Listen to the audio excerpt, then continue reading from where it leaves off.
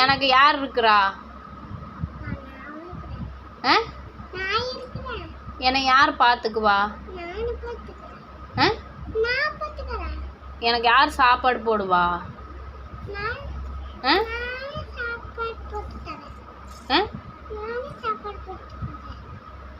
அப்புறம் அம்மா காய்ச்சல் அடிச்சா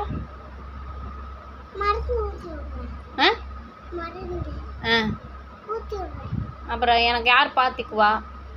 எனக்கு யார் சாப்பாடு செஞ்சு தருவா? அப்புறம் யார் என்னை குளிப்பாட்டுவா? அம்மா வேற குளிக்க வச்சுடுவா?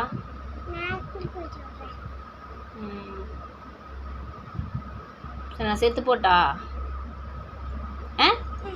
சொல்லு. நான் போகிறேன்.